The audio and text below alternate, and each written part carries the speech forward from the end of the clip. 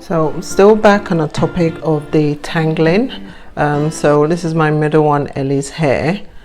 She had her wash day was last week. Ellie, when was it? Thursday?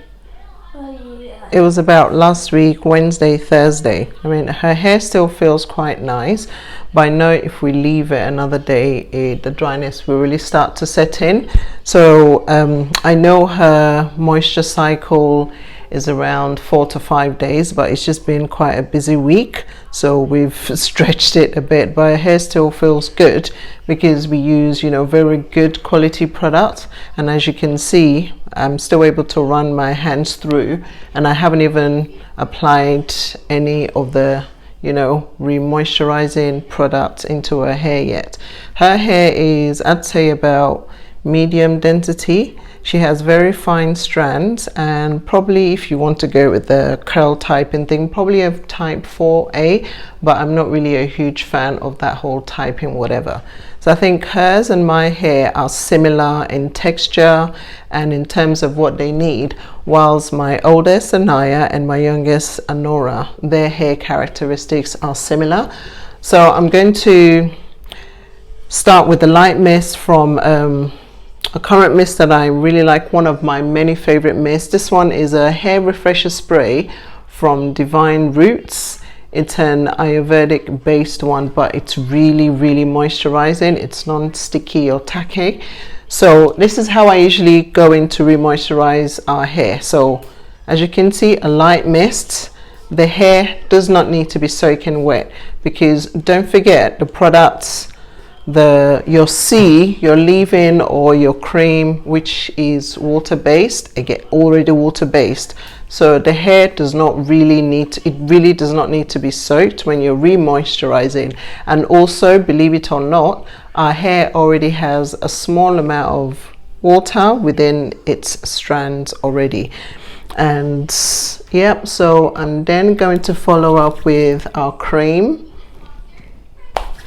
Again, doesn't need to be heavy, so there, and then I'll take it and squeeze it in and just try and get some of the bits here, really work it in. I'll make sure I get her kitchen, as the Americans used to call it in the olden days, so, or your nape. And another important thing is to always make sure you split that section, work your way in. If you need more products, of course, get it. How much product you use obviously depends on each individual, and the density, how thick your strands are, and obviously how much hair you have on your head and how big your section is.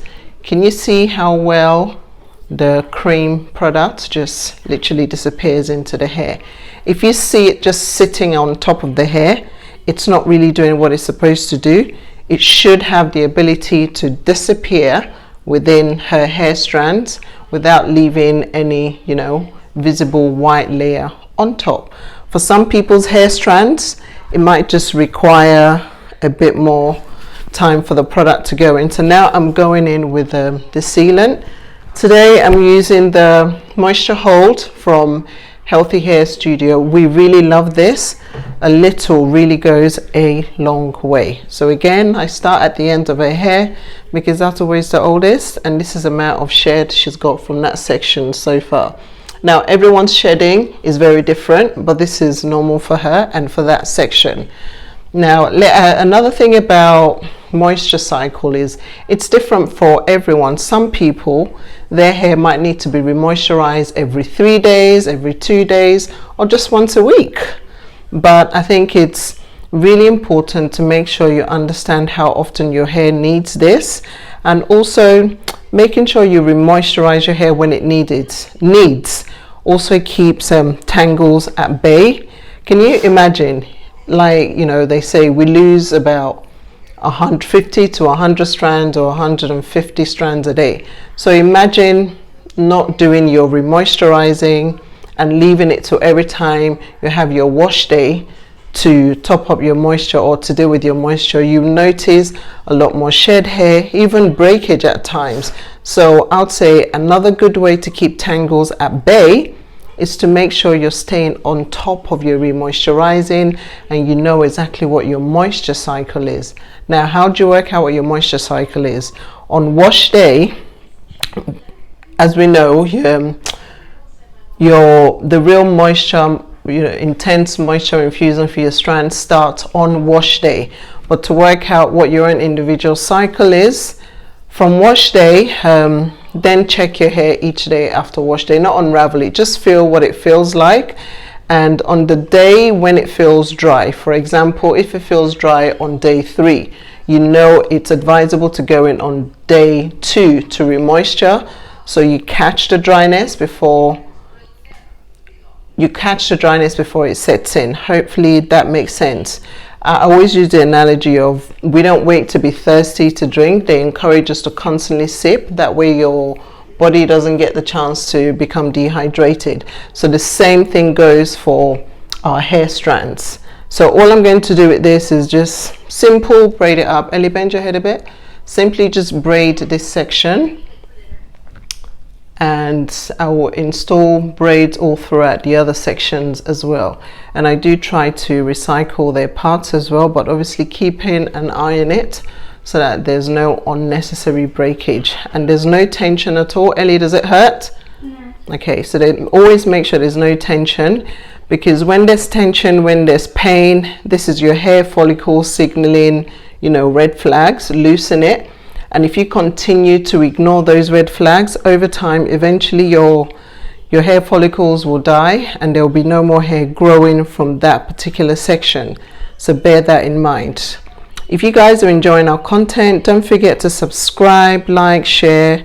And also, of course, I'm always happy to take questions about anything else, any issues you might have about growing your hair or maintaining your natural hair, because I know that it can be quite tricky if you have no idea what you're doing, where to start, or when you encounter certain problems. So please feel free to drop your hair questions below, and of course you're more than welcome to email me as well.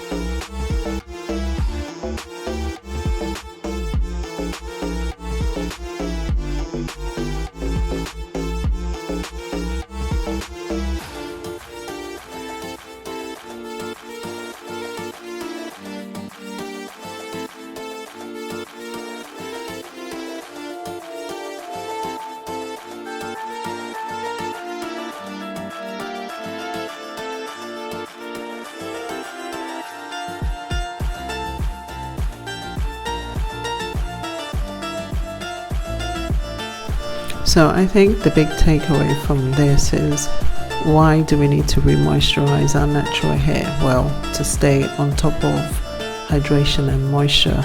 The key difference here between the two is that hydration refers to the inner layers of our hair, whilst the moisture refers to the outermost layers of our hair.